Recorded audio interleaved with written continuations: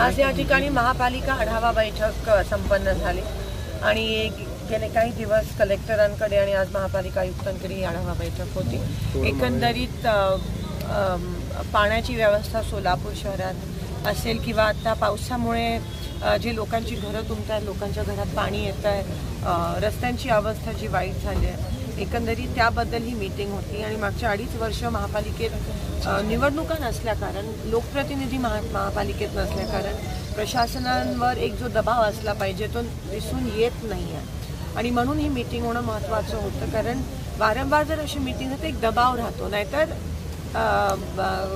दबाव नसल्या कारण अधिकारी पण थोडेसे सुस्त होऊन जातात, त्यांना जागा करण्याची वेळ आली आहे। आणि आज आढावा घेतला, मेन म्हणजे सोलापूर शहरामध्ये रोज पाणी पुरवठा झाला पाहिजे ह्या अनुषंगाने देखील ही मीटिंग होती।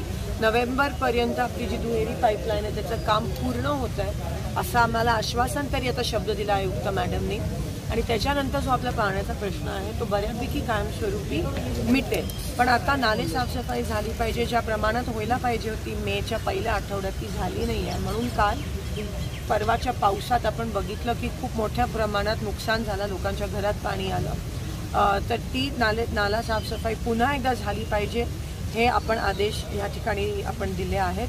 त्यासोबत आपलं एक 99 कोटीचं प्रपोजल हे UD सेक्रेटरी गोविंदराजजींकडे आहे, ते आपले जे स्टॉर्म ड्रेन आहे त्याच्यासाठी ते थोडेसे नीट करण्यासाठी, म्हणजे पुन्हा एकदा सोलापुरात हे सिच्युएशन नाही झालं पाहिजे।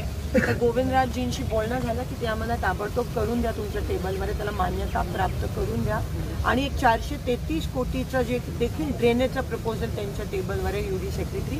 ह्या 2 गोष्टींबाबत आपण त्यांना फोनवर आपला संपर्क झाला आहे, पण त्याचा फॉलोअप पण राहील माझ्याकडून आणि ते विषय लागल्यास लोकसभेमध्ये देखील सोलापूरचा पाणी प्रश्नाचा, सोलापूरच्या विमानतळाचा विषय जो आहे तो नक्कीच मी मांडीन येणाऱ्या दिवसात, एवढं मी आपल्याला आश्वस्त करेन। सार्वजनिक आरोग्य पाळलं गेलं, त्याचबरोबर वर्षानुवर्ष हे पाणी साचतंय, घरात शिरतंय, नाले सफाईचं तज्ज्ञ अभियंत्याची गरज आहे असं वाटतं? नाही, 100% इकडे अभियंत्याची गरज आहे, ऑडिटची गरज आहे।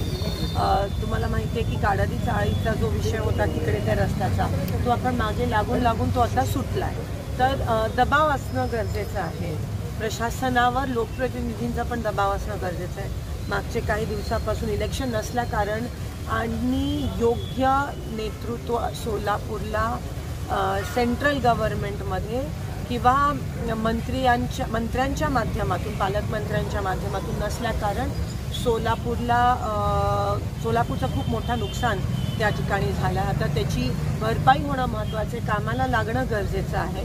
सगळ्या प्रशासन, सगळ्या अधिकाऱ्यांनी कामाला लागणं गरजेचं आहे, कारण शेवटी त्यांचा आणि आमचा एकच हेतू आहे, तो म्हणजे जनसेवा, लोकांची सेवा आणि लोकांसाठी सोयीसुविधा उपलब्ध करणं। छोटे फंक्शन के लिए Mayur classic AC banquet hall मिलेगा सिर्फ 10,000 रुपयों में। Mayur classic AC banquet hall, जुड़े Solapur. Management by spice and ice events.